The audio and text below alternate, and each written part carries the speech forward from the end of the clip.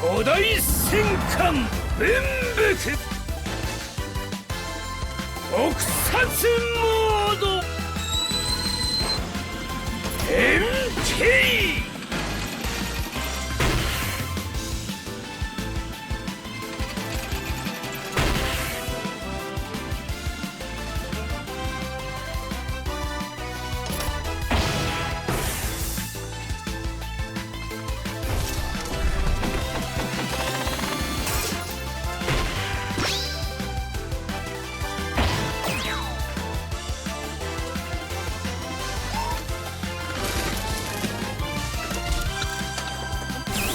My dear viewers, I believe I did it.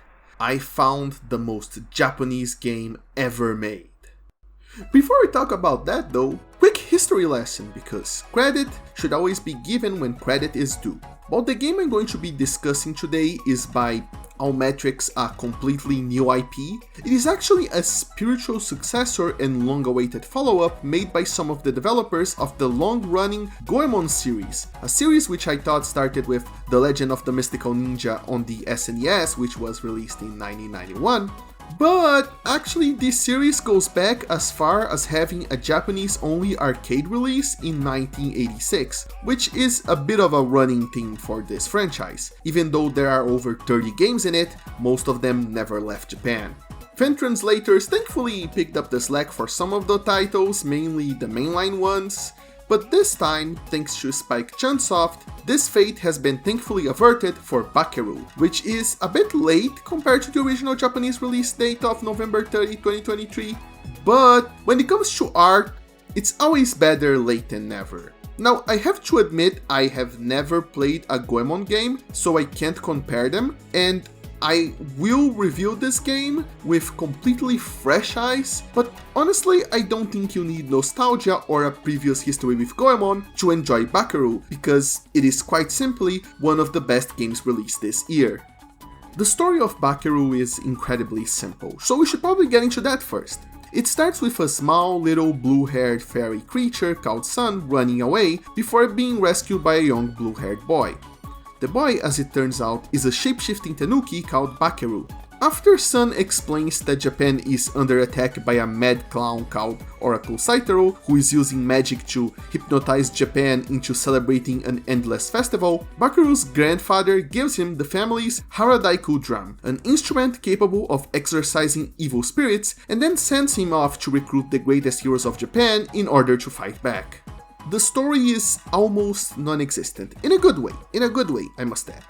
Every couple of levels or so you get a small plot progressing conversation or just a funny little skit that lasts less than a minute, and then off you go to another hour or so of adventure before the next beat. The story is clearly not the focus here. Every character that is not Bakeru or Sun gets about 15 lines or so of dialogue total, so it's all about turning everybody's quirks up to 11 and getting them to make a strong impression or to parody a character from Japanese mythology by subverting their expected personality and then sending you back as quickly as possible to the real start of the show, the gameplay. We're not going to be talking about the gameplay just yet though. Hey, kinda subverted your expectations a little bit, huh? Well, anyway. First, I want to talk about just how absolutely gorgeous this game looks. Not in a traditional super high definition, ultra detailed graphics kind of way, and it's not even about getting a really unique art style, a really unique look. The highly stylized, beautiful painted brush style of Okami, this is absolutely not. This is trying to be a kid-friendly, bright colors Nintendo style world, and it is. But it is also incredibly and aggressively Japanese. From the moment you pop into the first level, you can see the wave patterns usually seen in kimono engraved in the stone. Hell, this pattern is even visible across any water surface you come across. And it's not just that. The rocks, the huge trees in the background, and speaking of the ground, even the ground itself, the dirt is engraved with all sorts of patterns that you'd usually see in kimonos or other pieces of cloth and furniture from older eras of Japan. And then there are even the little trees and the mist traces in the air, the ones that have that oddly well-defined sinuous shape. clearly inspired by the way these elements were drawn in classical Japanese screens.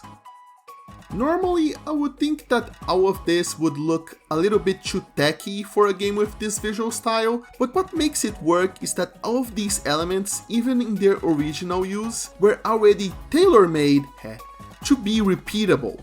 So they all end up looking like very interesting textures rather than something vaguely cultural that was just slapped there for the sake of it.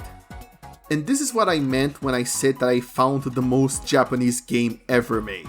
Hell, the Yakuza series has a one-to-one recreation of some of the most famous modern Japanese districts. It basically is Japan in 3D inside of a video game, and it still feels less Japanese than Bakeru's world. The game describes its setting as fairy tale Japan, and that's basically what it is. The most recognizable classical elements of the country distilled into a caricature of the different regions and cultures of the island. It's pure, concentrated Japan injected directly into your eyeballs. And who knows, all it would take to do that is to simply make levels based on the most notable characteristics of each region, and then painting those patterns on every single available surface possible.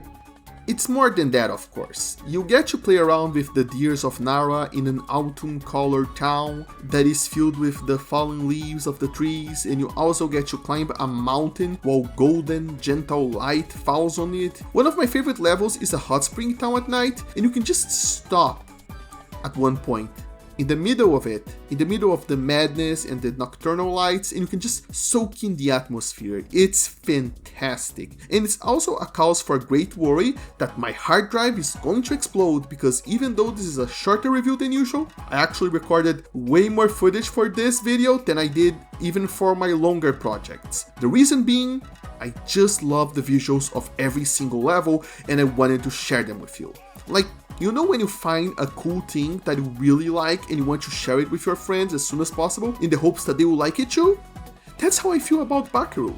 I won't share everything, of course, I got to keep something for you to look forward to, but it's just such a beautiful, vibrant world, and I loved every second of it.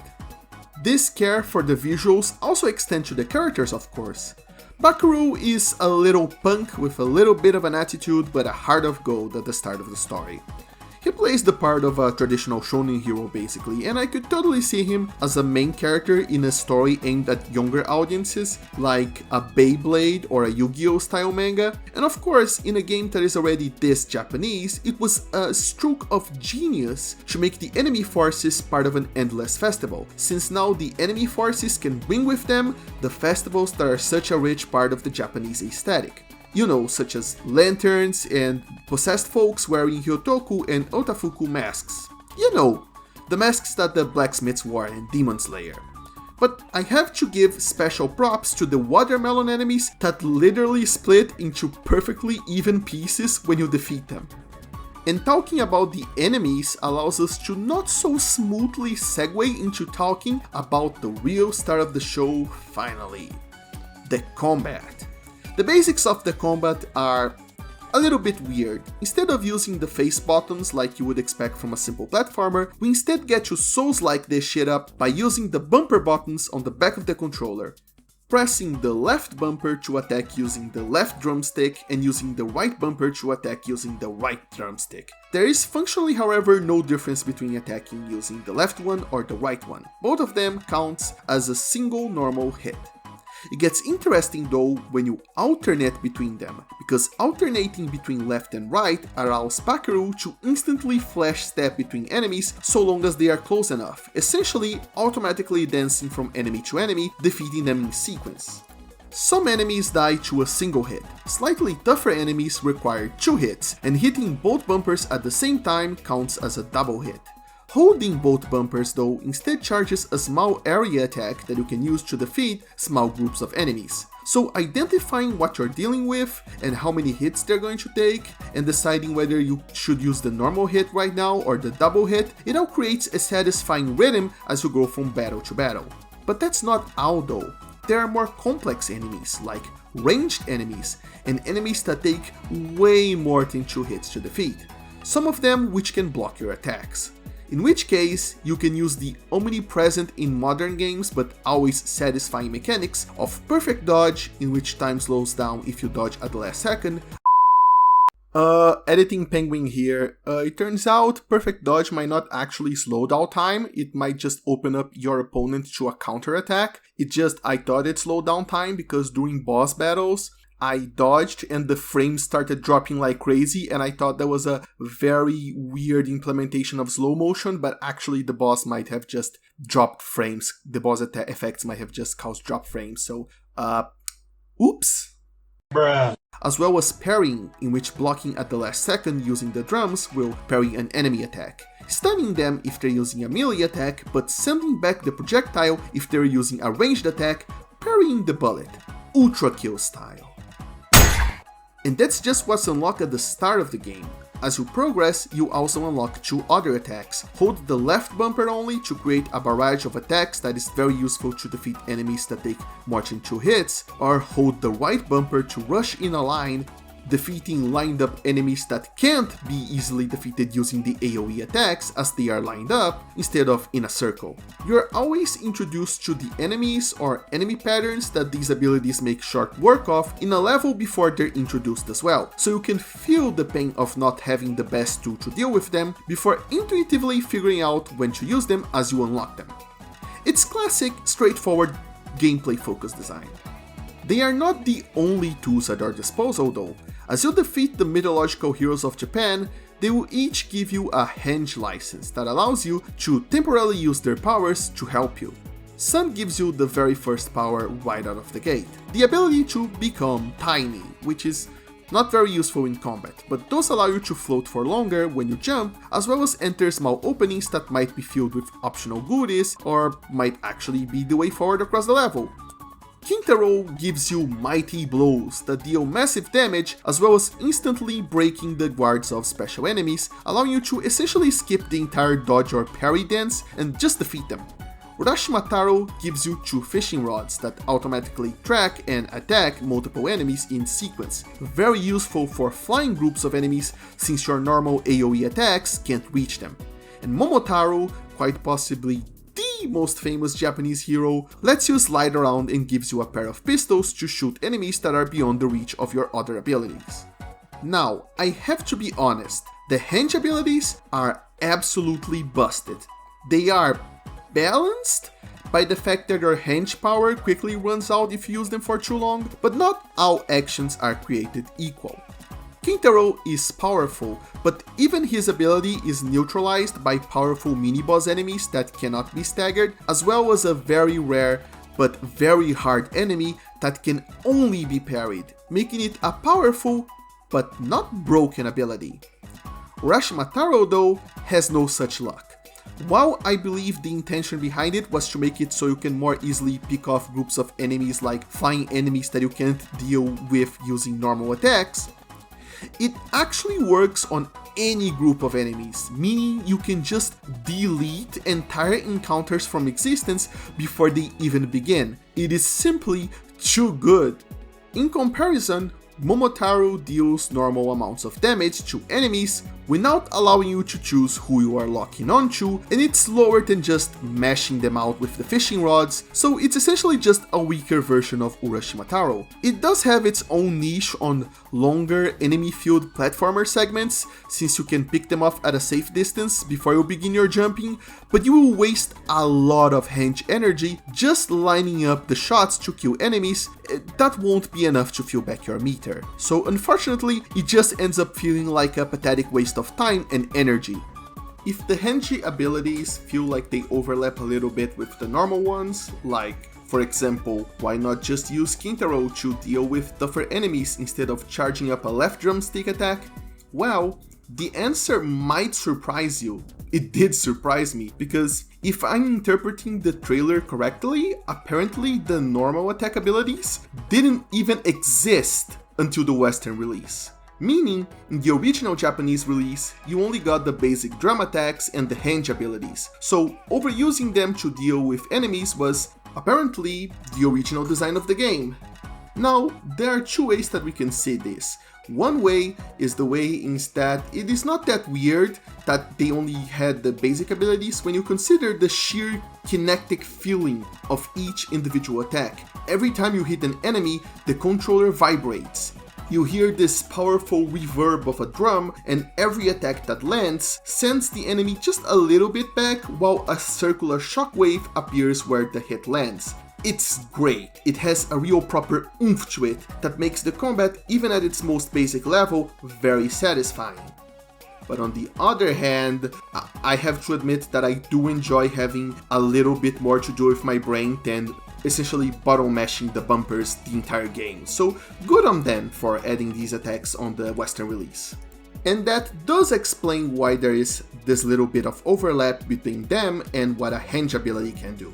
But even if there is this little bit of overlap, the fact that the normal attacks don't use any energy means that the player will always have this decently complex kit to play around with and use it to gather range from when you really need it. So I think the overlap is honestly no problem at all. In fact, giving the player all of these tools and just trusting the player to deal with them is why I love Bakeru so much. Aside from a prompt telling you that a new ability has now been unlocked, the game just lets you use the tools as you'd like with no restrictions. What I mean is that there is no the enemy is red, so it can only be defeated using red attacks kind of restrictive gameplay around here. You just play around and have fun figuring out all the uses for each ability. For example, the line attack doesn't only have to be used on lined up enemies, it can also be used as a bit of a speed boost to quickly cover ground towards an enemy that's a little bit farther away. Now, I'm not saying the possibilities are endless. Any veteran of a series like Devil May Cry should not pick this game up expecting the same level of depth, as they will be incredibly disappointed. This is not a super deep hack and slash character action game, but this is a good casual introduction to player expression, like say Sonic Frontiers. It could work as a baby's first DMC before graduating to games that have more freedom and usually a lot more difficulty. Speaking of player expression though, of these different moves that let you attack using no range abilities, they also make it a lot easier to do a challenge run using no range abilities at all. Something that I think the developers also approve of, as every boss has an achievement for defeating them using no range abilities. Something that I did do for the fun of it. There are also achievements for defeating them while taking no damage. Those I didn't get yet. Bosses are mostly pattern recognition affairs. You block whatever attacks are blockable to avoid risk getting hit during a dodge, and then you dodge when you absolutely have to. And it's pretty satisfying to finish a boss flawlessly without using henge by dodging at the right time and then using the flash step attack to hit them as much as possible. It just feels really good. It's something that I wish was encouraged a bit more throughout the rest of the game. Maybe a little mark on the level if you completed it without using attack henge, or maybe a ranking system that encourages you to use as many different attacks and henge for maximum points. And of course you can always do a challenge run out of your own volition, but it would be nice if it was outright rewarded. That doesn't mean there are no optional objectives that reward you though, as each level has their own host of collectibles. You probably already noticed that everywhere around the levels there's a little guy called Scoop hidden in different places, offering up some neat trivia usually related to the Japanese prefecture you're currently in, but only if you manage to find him, of course. My favorite by far though are the souvenirs, also based on the Japanese prefecture you're currently in, which have full 3D models that can be looked at, and I just think they're neat. It's always a joy to break their containers when you find them. Both of these collectibles are fairly obvious and easy to find because they are essentially mostly excuses to send you across all sorts of different hidden corners of the map, and to showcase how, in spite of them being mostly linear, they can still hide a ton of stuff in unexpected places. Sometimes complete with their own little hidden gauntlets. In keeping with the game's casual tone, you also get to keep them even if you die or leave the level. Get them once and you got them forever. But let me warn you that there is, however, a third type of collectible that is unlocked when you get all of the henge licenses, when you get your full set of powers. When you do, hidden shapeshifting tanuki from Bakeru's clan start showing up in a lot, but not all, levels, including the ones you already finished. These ones are just really annoying because of how hard they are to find compared to the other ones. Every tanuki is hidden as an object in the level that will slightly move around and have a little tanuki tail on it, and when the levels can be so big and wide to the point some of them can just go for 20 to 30 minutes if you're already aiming to collect the other collectibles, this one is just too much of a damn needle in the haystack for me to bother with it.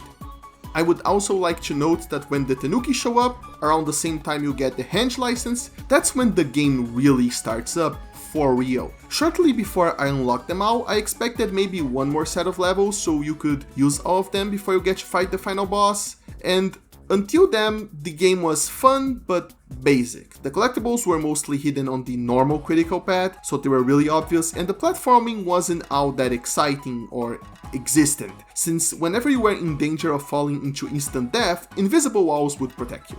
Invisible walls are everywhere really.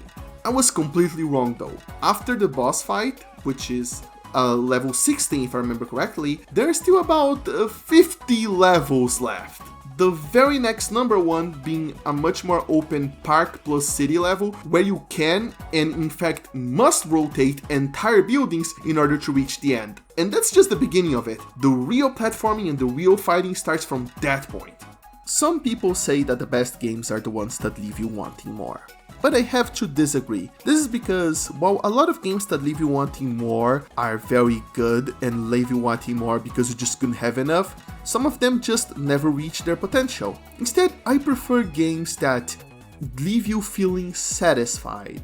And I have to say, I really got my money's worth with this game. After 15 hours of gameplay, this is honestly quite possibly one of its greatest strengths. So many games love slowly giving you weapon after weapon, ability after ability, only for you to barely use the coolest ones since you only get them close to the end of the game, or they're too rare to use. By starting off slow and introducing them bit by bit, but then letting you lose with your complete kit for the remaining 75% of the game, where you have plenty of time to enjoy all of your abilities? Now that is truly great. I really left Bakeru feeling satisfied. That's not to say the game is nothing but a series of enemy encounters throughout the whole time though. The level design and the combination of enemies themselves also help keep things fresh. Helps keep things fresh. Yes. That's what I meant. You can tell the developers put a lot of thought into even the little shops that you can buy things at during levels. The only permanent upgrades are the health ones, and while they're expensive and you spend a lot of time collecting coins to finally get them, you probably get them like me around halfway through the game if all you do is save coins in order to buy them.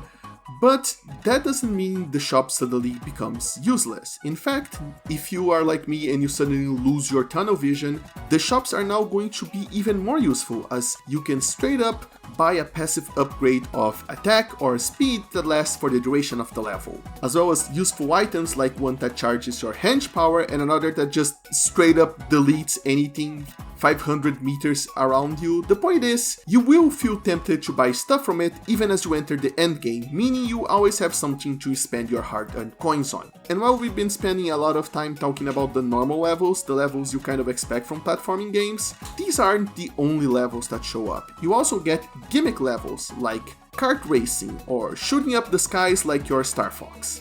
They also show up so things never really got repetitive or boring.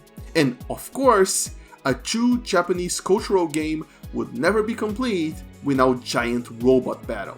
It's really clear to me that the developers really thought about the game's spacing, about how to keep things interesting even though the game is very long, and about how long it should take to introduce each element. But my only worry about these decisions is that since the game starts very simple and only really gets going about 2 to 3 hours in, that a lot of people might get disappointed or simply refund it before they get to the good bits. Not to say that any of the bits of the game are bad, but the game starts good and then becomes excellent. And I hope they don't. I hope people give Bakeru a chance because it is a true gem. Good Feel is a good company. Just this year they already released Princess Peach Showtime, which was much shorter and simpler than Bakeru, but it did have a good level of polish. It does showcase that Nintendo trusts them to deliver a product with a Nintendo level of quality with a Nintendo seal on it. And while Bakeru originated on the Switch, and it is available on the Switch where I think most people are going to play it, I played it on PC, and getting a platformer with a Nintendo tier of polish that is absolutely packed with content that I like on PC, that was made in about 4 years by a company of 131 people, feels utterly surreal. It feels like this is it, that we have reached peak PS2 game development once again. Or GameCube, technically. Goodfield did release other games on PC, namely Monkey Barrels, a game which is referenced in Bakeru as well, and one in which I had a ton of fun with because of its absolutely bonkers flamethrower. But I digress. My point is, they're good devs. Spike Chunsoft are amazing people for taking the risk of also porting this to PC. With this release and Natsumon, Spike Chunsoft just basically dropped two of the absolute greatest titles of the year that were previously Switch exclusives onto PC like it was no big deal. And I do hope these titles sell in order to prove to them that their efforts were worth it and to help them to keep bringing these games to PC, because even though I have a Switch, I just love my PC. I just love playing everything on PC. In case the absolute gushing that I'm doing right now doesn't make it clear enough, I recommend Bakeru to basically any human being who enjoys fun. If I may be allowed one very negative feeling though, is that while giant robot battles are cool and all, Osaka absolutely got robbed by not having a full level for itself. Maybe the developers realized that they just couldn't capture how cool it looks in real life, but man, fingers crossed for Bakeru 2 having an Osaka level. Anyway, I'll leave it at that for today. Thank you for watching this video to the very end, and I hope to count on your continued support on the very near future.